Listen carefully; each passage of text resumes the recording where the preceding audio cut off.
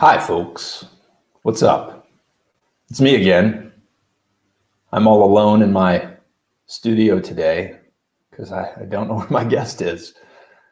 I guess they got lost on the A4. Not really sure. I'll have to figure that out. I'll check the traffic cams and see if there's any buildup in the on the highway there. I-16 I hear is really heavy right now. 95, I suspect there's some backup around Pooler. Not real sure, but I'm here with you today, and I'm here to talk about anything you want. So shoot away. It's your space. It's my space. It's everyone's space. It's a lovely space. It really is. Are you drinking your water? Because that's important. Drink plenty of water right now because I don't know. Just drink water anyway. It's important. It's good for your voice. Loosen up the cords. I was just listening to Steve Winwood. What am I binge watching? That's a great question, Chris. What am I binge watching? So I just got done binge watching the Watchmen on HBO. And I really enjoyed it. I don't know if any of you are fans of Watchmen. It was put out by DC back in the 90s, maybe 80s. I feel like it was put out by DC Comics back in the 80s, but they're off, not their main track because it was a very adult-oriented series. And they made a movie of it back in the early 2000s or maybe the late 90s. You'll have to confirm with me, Chris. Chris, I so appreciate you being here because otherwise I'd have one viewer. Well, actually now I do have one viewer, and it's you, if you're still here. But yes, I'm watching I just watched the Watchmen series on HBO, and I found it very intriguing. So if you're up for watching something, watch that. Also, another thing that I enjoy watching right now is Zoe's Extraordinary Playlist. I like it because I like musicals, and every episode is a musical. Yeah, it was a graphic novel in the 80s. That's right. So I think also they added to it. They did like some backstory to the graphic novel, and they came out with some comics later on. Am I wrong there? I mean, you'd be the expert as well as myself. But this is what we're talking about right now. And it's great. I love it. Let's see if my guest has emailed me. Perhaps there's a reason why we're late. I'm not real sure. Maybe there's some technical difficulties. That's often the case. But let's see. Any word. There is 0 words. There are 0 words. No, nothing. I got a security alert from Google. That's important. I have health equity membership. That's my health savings account. If you have an HSA, good for you. Some of you may not. I don't know. But my investment portfolio has changed. And that's not surprising during the current economic climate. Hi, Molly. What are you doing here? Why are you talking about that? Why am I talking about all this? Because we don't have a guest today. Oh. I had a guest. I'm not sure where she is. I'm excited to have her on, but she's not here yet. So Chris Susi and I are currently discussing DC Comics back in the 90s. You used to have a lot of comic books. I did used to have a lot of comic books. This is true. I had over 3,000 comic books. What are you doing opening the paint can? Molly's opening a paint can, and I don't feel like that's a wise choice, a good action to portray right now. Okay, good. Thank you. Sometimes things are lying around in this house, and they're lying around with, thank you, just hammer that back up. I wish you could see what she's doing right now. It's pretty funny. It's not closing. I'm sure you're enjoying that noise because that's, oh, and there's her cough. Don't worry, it's just allergies. But she was hammering the paint can back down. Because I'm worthy of holding it. She's very worthy. Molly, what are you painting lately? I'm actually not. She's actually not, she says. And I don't have to say these words for her, but I am because she's not on camera right now. So no, she's actually not painting anything, but we did paint this room. And most recently, we painted the windows. That was the last couple of days we've been painting trim. They're probably, like, when you first started this, the walls weren't this color. No, they weren't. They were a totally different color. Whoa. And if you're following along with our background bingo, you would know what particular episode the background changed in this room. So answers, please. It's out there. Whoever gets the right answer, I will personally say thank you. I'll bring you some of the baked goods I made. Molly's also baking a lot of goods. In the last 2 weeks, she's made some. I've only made one thing. No, I made Rice Krispies. You made Rice Krispie Krispies treats, are but what about easy. the little chocolate cookies? Oh yeah, I made they're like Mexican spice Yeah. chocolate cookies or something. They're so good. Really good. They're from the Back in the Day Bakery cookbook. If you don't have that, go out and get it. Local place. They're currently closed, of course, like many of us. And right now, I'm going to talk to Molly about Yesterday, I made talk show etiquette. Stop talking. I'm talking right now. See, this is the problem with us. Yesterday, We constantly talk at the same time. Yesterday, I made macaroons, and they're strawberry flavored. Well, just the filling is strawberry, and I thought that they tasted really good. Did they taste really good? They're very pretty. They were pretty. You want to bring one out to show everybody? No, all the rest are cracked. I had all the pretty ones. It doesn't matter. People will still like the fact that you make them. So Molly's going to go get one of those macaroons so you can see them. Or macarons. Are they macarons or macaroons? I don't know. I think the French say macarons. Do they? Or they say The macarons? Macarons. These ones are kind of cracked, but Here, just show one. this is the cracked on the top, but they're yummy. Tasty. Tasty macaron. Ladies and gentlemen, I do not know what's going on. And by ladies and gentlemen, I mean two. One lady, one gentleman. Yes, they are two different things. Those two different things are, one is a coconut based treat. They're very salty, which I wasn't expecting. And the other is this thing, which is made with meringue and sugar. No. It's meringue eggs. Yes, meringue is egg white. Yes. And Molly's now eating them and placing them back in the box. This is not a good practice during this time of pandemic scare. I'm just clean as can be. She is so incredibly clean. Yeah, this is a bit of a drag. Sorry, guys. What I'm going to try to do now is I'm going to try to text this person and see if I can get them on. And if I can't, then There's probably a lot going on, you know. there probably is a lot going on, you know. Whoa. I keep on trying. Let's see. I'm going to tell you about something that I did today. Molly's going to tell you about something. Go ahead, Molly. This is my book, and I put songs in it today. Molly, crouch down a little so they can see your face. Whoa! There's my headshot. I put songs in my book today because, looky here. What? Oh, there she is. I was trying to fill time. Okay, Bye, so thank you, Molly, for filling our My time. songbook. Yes, So everybody knows. she's amazing at filling time. That's she fills all my time that I need, and it's a wonderful thing. But today we have with us the wonderfully incomparable Stephanie Duke of Halo Models and Talent. I'm going to bring her on now so we can talk, we can chat, and we can visit the agency. She's adjusting her camera. She's going to give me the thumbs up when she's ready. There we go. Perfect. Hey, Stephanie. Hi, Chris. I'm sorry that How are you? I'm good. We actually, I told you I had a 1 o'clock call, a Zoom call with a client today, which is why I couldn't come on at 1. And they were having internet issues, and our call got started a little late, so that's pushed me back. I apologize for being a little late today.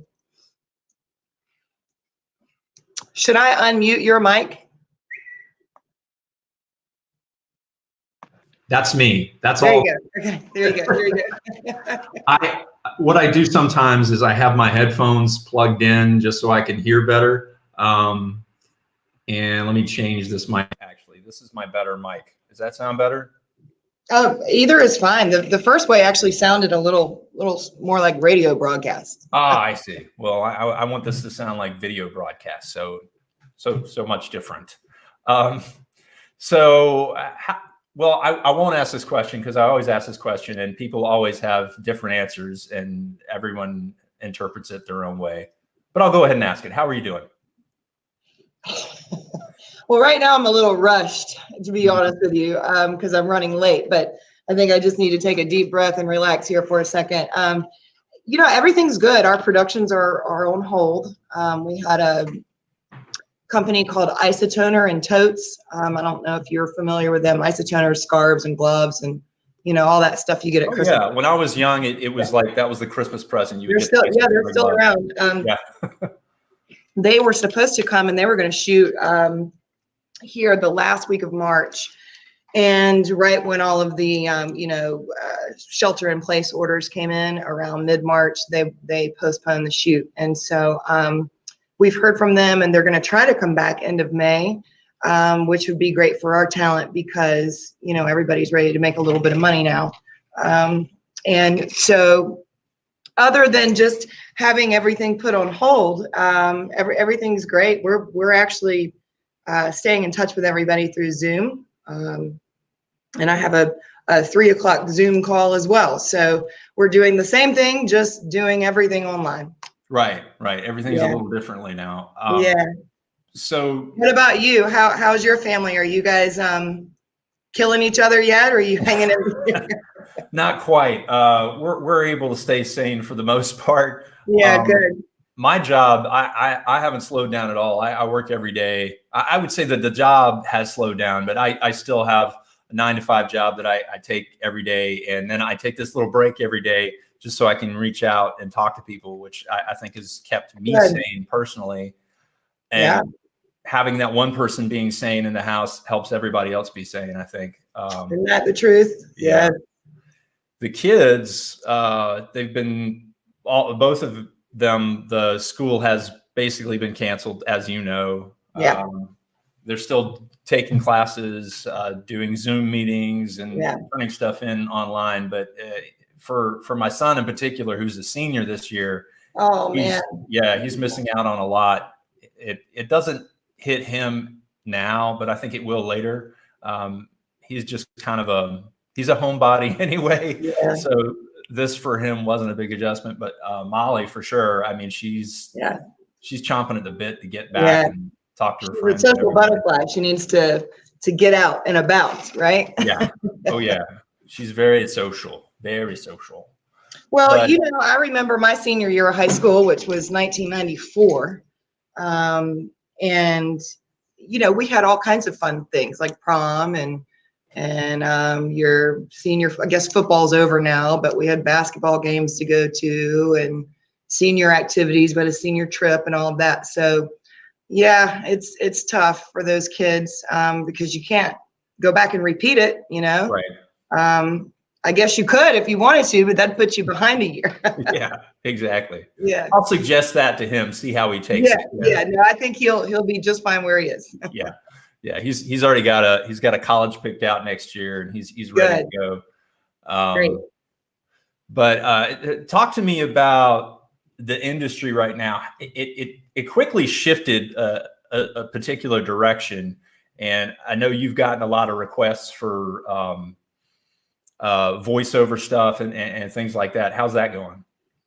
Well, not so much the voiceover, a couple for voiceover, which is interesting because we've been in Savannah we came in 2007. So that's 13 years we've been here, and we've not received one voiceover request in 13 years. Our market just doesn't call for it.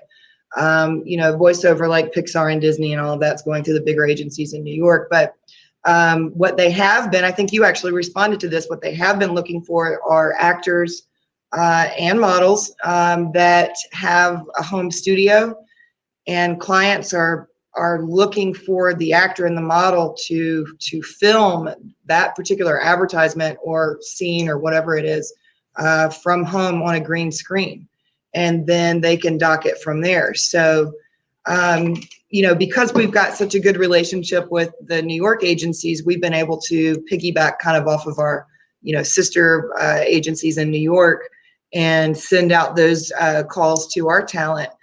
Savannah right now, because of the shelter in place, we just don't have any productions going on, and you can't meet in person and do a shoot or film. So it's been interesting how people are still wanting to advertise, and if you pay attention to television right now, all of the ads on television have already changed. Yeah. And I think what they're doing is either using some stock footage or some old footage, and then putting the voiceover on top of that to say, in these uncertain times, Right. what we're hearing, these Yeah. uncertain times or these Yeah. difficult times.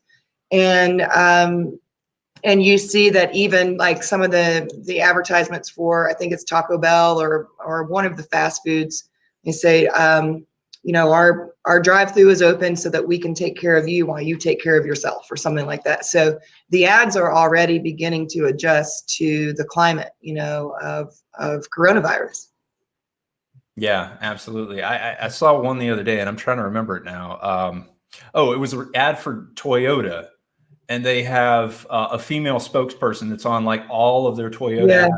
And this was the first one I had seen where she was actually sitting like in a studio, like us, talking about like the current situation. I thought it was really interesting because her characterization in her spokesperson ads are very humorous, and that tone was not that way at all. It's very different. Yeah. Was that the local Toyota or was it a national spot? Was it No, this is the national spokesperson. Yeah. So well, speaking of Toyota, what I'll just tell you this really quick. Sure.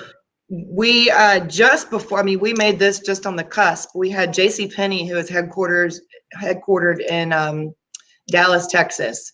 They came to Savannah and shot for a week, and it was that week right before St. Patrick's Day weekend and the St. Patrick's Day parade. So that Monday morning, I believe it was March the 16th, when we all got up and heard the news that everything's closed. They were just leaving town.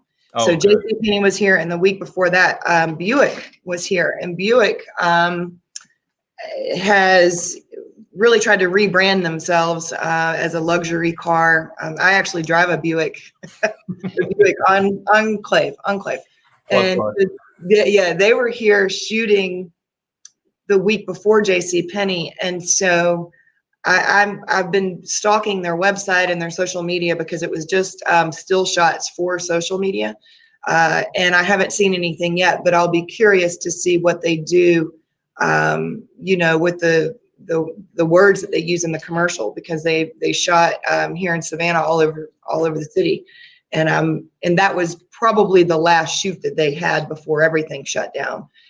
So we had like 6 people booked for the Buick shoot. And we're still waiting to see, but I would imagine that they would roll something out much like the others, that say in these difficult and uncertain times. So we'll see, which obviously that was not their plan when they came here to shoot, but they've got fresh footage from mid-March that they'll be using. So if you see a new Buick commercial, it's probably us. Yeah. I'll tell you though, I see more and more stuff, more and more footage based in Savannah than anything now. It really Council of Dads was just here, and I think that comes back out this week. Molly was an extra on that. Weren't you an extra? Yeah. It was from our school. They reached out. Yeah, the school reached out to all the kids at Savannah Arts, and so I think she got to stand in front of a locker for about 8 hours, right? So fun. Yeah. But extra work is not exactly the most glamorous stuff, but no, you get to see how it all works on set. Yeah. So, what advice would you give somebody here in Savannah right now who's looking to get into acting and modeling and that kind of thing? Well, I think you probably cater a little bit more towards the acting community and the theater community. I'm sorry, let me turn my phone off here. Sure. And we obviously do both. So before I answer that question about advice, let me just kind of break it down. So the Savannah market is a very conservative commercial market. When I say conservative, I'm not talking about political party. I'm talking about the type of clients that come here. Isotoner, we had Huffy Bikes in. We just shot a big Beacon roofing supply, which is so funny. How do you model a roofing supply company, right? Yeah. And so for me, the advice that I would give would be both for, actors here in Savannah and then also models. But what our market calls for is for models to act and for the actors to do print work. So let me kind of explain that. Well, you, for example, shot Gulfstream. And, how do you model or shoot still shots, which are advertisements for Gulfstream, which is, I wanted to say a yacht. Yeah, it's like a yacht in the sky, but Gulfstream is private luxury jets. So how do you model that? And the only reason we use the term model there is because it's a still shot versus a moving camera. So really anybody can be a commercial model. And I think what I would advise everybody to do, actors, and models, fashion models, commercial models, would be just to continue practicing. I've told some of our actors to go ahead and start working on a reel where they do something similar, like, what you're doing. I guess you're going to put this on YouTube later, but maybe start their own YouTube or Vimeo page and get yourself a nice white backdrop with nice lighting. And film monologues and commercials. I would do some that are dramatic and I would do some that are, lighthearted and humorous. And go ahead and start stockpiling, different pieces of your acting, audition pieces, if you will, on social media. So that one, you're staying active and you're practicing and memorizing new scripts, new lines, working on the delivery. Filming it. And we all know that when you film, the great part about that is that you can go back and delete and edit, versus in the theater, it's live. So I've told everybody to just continue to do what they can do that's safe, at home, and start putting that and stockpiling your self-tapes, because just like with the New York agencies that are calling, asking us to send this out to you all, our talent, a lot of the castings don't even include the sides. They don't even have the script, and they want to see something that you do on your own. And so, I tell them, if you're not super strong with acting yet, I would stick to something a little bit more lighthearted and humorous versus trying to, bite off a big dramatic piece. Have you ever seen somebody try to cry and it's bad? Yeah. Like fake crying. So we try to get people that are more along the lines of, the newbies, the new faces, to do something a little more lighthearted, and then those that are more serious and have more experience with the acting to do something that's more of a dramatic piece. But, obviously you'd want to do both if you can, just to show some range there. But I think, I'm thinking, as you asked me that question, there's one particular person that popped into my head, and she's a teenage girl. She's 16. And she, when she first, I have one of those. Yeah. When she first came in, well, Molly doesn't have this problem. When she first came to the studio, I guess she came into audition one Saturday back in the fall, and she wouldn't even speak. She could not even talk to me or look at me. And then when I tried to talk to her, she just started crying. And, I took some time with her and kind of loved on her a little and hugged her and told her, she's just got something between her ears here that is making her fearful of speaking out, or she's fearful of looking silly. And that's probably the first before working on your self-tapes, the first thing that I would tell people is you're going to have to just be willing to look a little silly if this is what you want to do. And probably you're not going to look as silly as you think that you are. Because, you know, when people don't know what to do, if it's their first time trying, you know, a script or trying to do some modeling, you know, you're not expected to be a pro the first time you do something. And so this girl had made a lot of progress. We'd started working with her and building her self-confidence. And then she, you know, when we'd see her, she came in and she'd start talking and smiling. And now she's, you know, let her hair down and she's more outgoing. And I'm afraid that she hasn't been coming to the studio, that we may lose that. Yeah. So, you know, it's just like a language or long division for you know, doing math without a calculator. If you don't use it, you lose it. And so that's why I think staying active is, you know, top of the list. It's from, you know, working on creating those self-tapes for actors, models, you know, doing some shoots at home or shooting digitals. That's just something that you should be doing anyway. But now that you have the time to do it, you know, there's really no excuse. Right. I totally agree. I mean, there's plenty of time right now, and gosh, I would be bored if I wasn't doing it. I honestly, Yeah. I would, yeah, like I was saying, this keeps me sane. So I highly encourage it. One of the things we talked about yesterday, I had a Broadway actress on, and she was talking about auditioning, and that's the main part from a theater perspective is that's Right. where you get your practice is auditioning, and Right. you shouldn't stop auditioning just because you're afraid of it. That's the way Mhm. you conquer it, is by keeping it up, and eventually the fear, I guess the gain that you get from it will outweigh that fear to that point where you're over it. So I can remember when I was living in New York City and I would go on auditions, and I would have, you know, 5 to 6 appointments a day, auditions that I would have to go on. And so by the end of the week, you're topping 25 to 50 auditions.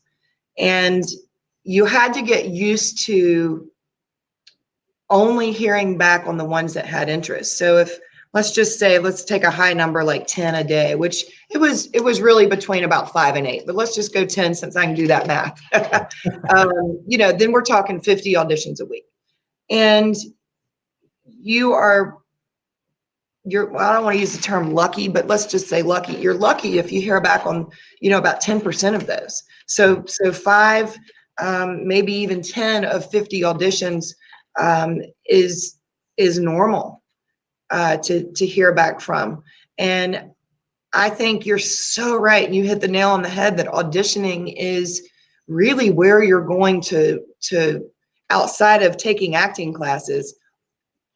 Face-to-face auditions or online auditions are really going to help you as you know, when you leave that audition, you're going to learn things that you did that maybe you shouldn't have done, or you're going to get more comfortable the more that you audition. So I couldn't agree more. I think the more you audition, the better you're making yourself, whether you get the job or not. And I tell people just to have realistic expectations, that if you're brand new and you're going out and you're reading, you know, against other actors with full resume, then you need to just be okay with that. I mean, you might book the job if you have the look that they're going for, but for the most part, it takes some time to get the ball rolling. You know, just imagine like a big heavy ball at the top of the cliff, and you're pushing and pushing so hard to try to get it over the edge, and that takes a lot of energy and a lot of strength to just get that ball where it will start rolling. But once you do, then, you know, your career will, if it doesn't take off, it will at least be rolling. And quite frankly, in Georgia, I think that's the most realistic expectation to have, is just have the ball rolling. So many people come into Halo, or they go to a sister agency in Atlanta, and they think that they're going to make full-time money and become, you know, famous in a part-time market. And, maybe you're famous around Savannah or you're famous in Atlanta, but ultimately you really need to have representation all over the country to advance your career.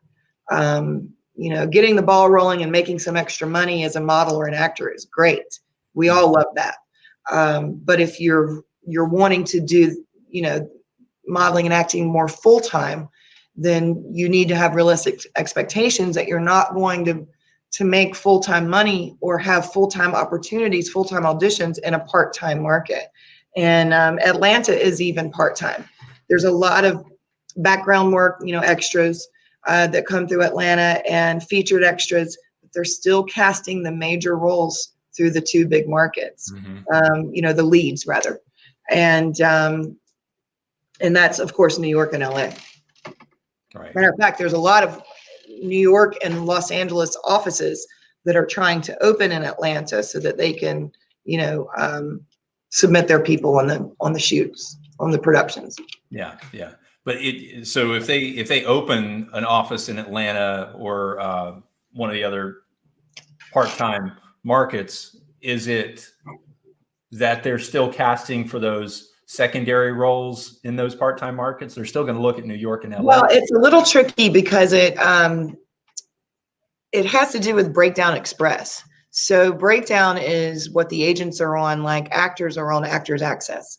So if you want the breakdowns for whatever's filming in Atlanta, you have to have an Atlanta address and an Atlanta telephone number. Because I've had some, and I won't obviously go into any detail, but I've had some New York agents ask if they could use my address and my phone number so that they can be in the state of Georgia and get the Georgia breakdowns. And of course that's wrong and it's misleading and it's unethical. So I said no.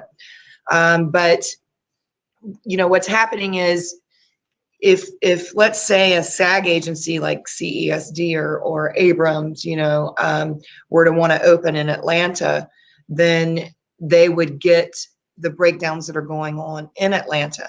But the lead roles are going still through New York and LA. I'm trying to give you an example. So when SpongeBob was here filming, do you remember that? It was like 2000 and I don't know, 10. Yeah, I was a Broad Street extra on that. Okay, so when SpongeBob was filming, I actually got the breakdown because a very dear family friend of mine was the producer from Paramount for SpongeBob. We had dinner while he was here in Savannah, and he told the casting director to call me because, in Savannah, and this was before Breakdown Express was coming out, but in Savannah, a lot of times people don't realize that there's an agency here. And so, they do now, but back then in 2010, they were just calling, Atlanta and Orlando and I guess Charlotte maybe. And so I called Cale and I said, and Cale Boyder, which you can see his name on the credits and you'll see him. He also Wedding Crashers was his and Elf, the movie Elf was his. But I called Cale and I said, let us, submit for SpongeBob. So the casting director called and sent us everything. And I don't get involved with booking extras because, it's 8 for 68 and we make a commission out of what our talent makes. And I just don't have the heart to take a 20% or a 15% commission out of $68 when you guys are on set for hours upon hours. And, also the reason we don't do extras is because a lot of times those call times are like super early or the middle of the night. And if they're only offering $68, then I saw that people will roll over and hit the snooze button and go back to sleep. They don't, there's no commitment there. Right. And so, at any rate, when SpongeBob was here, they had the featured extras, which they would call very, the name by the scene. And it would say boy with cone or girl at sandcastle. And so we were submitting for that where they had like maybe 2 words to say, wow, or, look at that. And that pay rate was higher than a regular background. And so of course we submitted on that. But, in Georgia right now, the infrastructure is just not, there they just don't have the professional actors that you have coming from New York and LA. And, obviously they'd like to book, local talent if they could, because they're going to save on their budget from, especially when it comes to kid, from flying people in. Then you got to fly a parent in too, so that's just doubled their expense budget. So, you know, I think that it's a matter of time. I think Atlanta has really, gosh, done a great job so far with the film industry, but the talent is where they're still really struggling. And I've got a lot of buddies in Atlanta that are working actors that I talk to, and they said, it's just real hard to book these lead roles because they're still booking, through the major agencies, but they are getting things like, playing the news reporter, right? And you might have one or two lines to say, please tell us how you feel about this or whatever in a movie, and they're interviewing Matthew McConaughey as a newscaster, and they have one line. And those are the types of roles that are coming to Atlanta. But hey, that's like getting the ball rolling. Those are the types of roles you want, so you can put that on your resume and start getting, more and more. It's a marathon. It's a race. It's not like a sprint. Right. It's just a journey rather. Yeah. Acting, I think, is just harder than modeling anyway. It really is. Yeah. Don't tell your models that. No, it is. I mean, the models, there's two types of modeling: commercial modeling and then fashion modeling. For fashion modeling, you've got to be tall and very thin. Commercial modeling, anybody can do commercial modeling. It's print work for a product.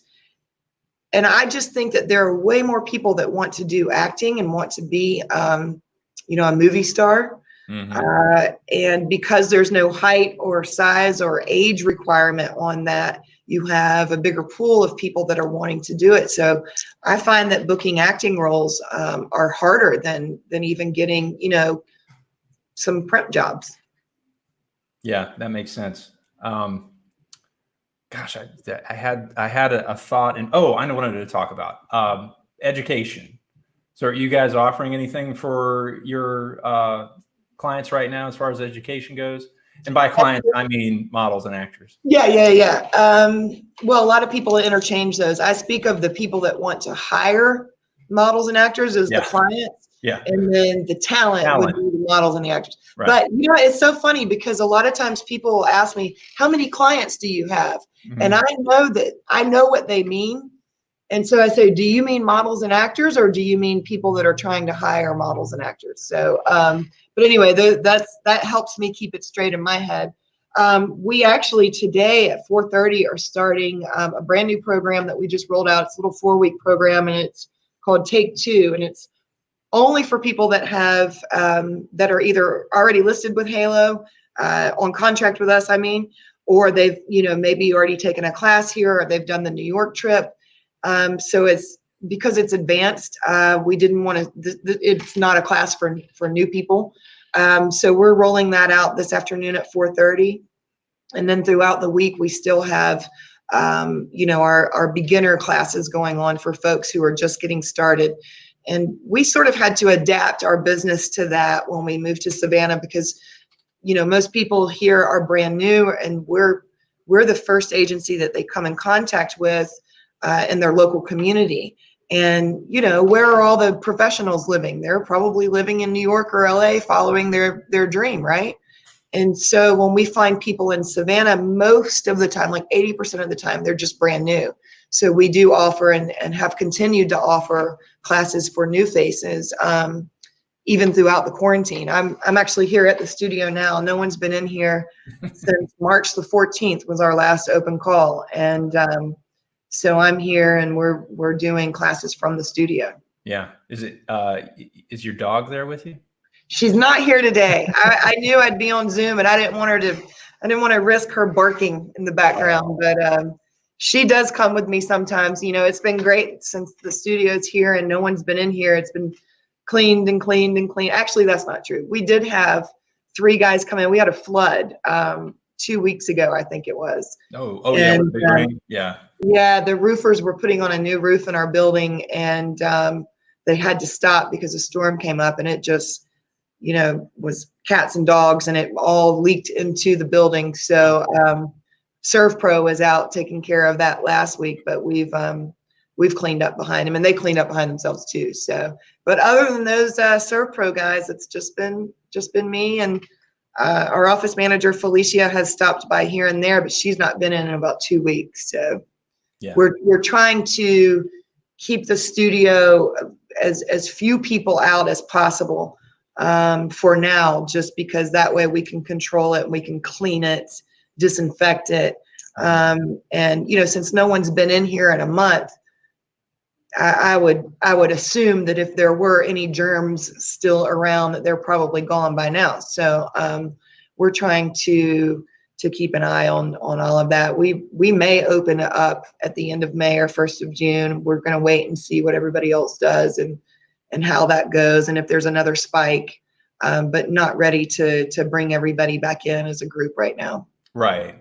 I guess you are taking some small talent for photography and makeup, that kind of thing. Is that? But we didn't decide to do that until after, Governor Kemp, and whatever you feel about his order. I told everybody from the very beginning, I said, I'm going to follow the law, and whatever they tell us to do, that's what we will do.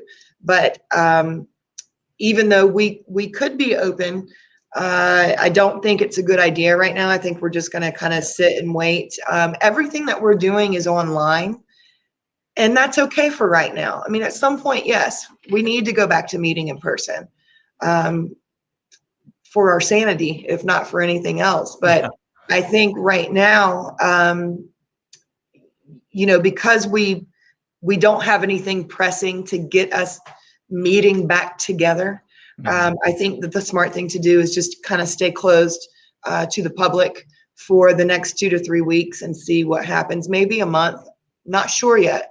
But what we are doing, because we heard from the governor, we will let no more than 4 people come in. If somebody needs headshots, the photographer is here, and the makeup artist, that's 2.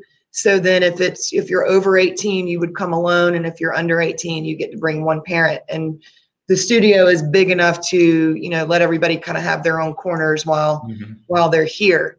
The makeup artist, the hairstylist is 1 person, so that would be something that we would ask if she feels comfortable doing it, and 2, if they want to have a makeup artist, which you need if you want your pictures to look professional. But I think we're able to just move forward maybe for the next month, just doing very small groups, 2, 3, 4 people.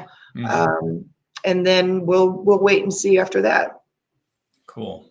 Well, I'm going to share your website real quick so people can get information. Yeah, this is such a great, the StreamYard link. I'd never heard of it. So it doesn't surprise me, you being the tech guru that you are, that you figured out how to do this. Yeah, I actually, a friend of mine who has been commenting on a lot of my shows, he was here before you were, and we were just kind of having a conversation back and forth. The local improv group Odd Lot. Yeah. Yeah, so he's using this technology as well, and they're doing their improv through this format, like Mondays, Fridays, and Saturdays, which has been kind of cool and fun for them to do. So Meanwhile, are we live? I didn't even ask you. Are we live? Yes, we are live. I mean, or are you posting this later? No, this is live right now. Oh, okay. Yeah. Hi, everybody. I didn't know that. No, it's okay. I think we had maybe 5 viewers at one time. Okay. So it's been minimal interaction with the people out there, but okay. It's great for them to be able to see someone live, I think, and that's why I wanted to do it this way. But it's also it's nice for us to have this interaction live anyway. Yeah. Yeah. Well, gosh, you're the first person I've talked to, I think, for this long, and other than my family on Zoom, but well, that's so great. So you post it so they can go back and watch it later. Right. Yeah. There's replay. There's commentary on it, and actually, it goes both to YouTube and Facebook at the same time. So I actually posted the link to YouTube while we were talking about I should be building up my my YouTube channel. It's already there. That's so great. That's so great. Yeah. Good. Well, Yeah. I'll have to ask you more questions about this StreamYard because it's really cool how you can do this. But you know, like I said, it doesn't surprise me that you figured this out.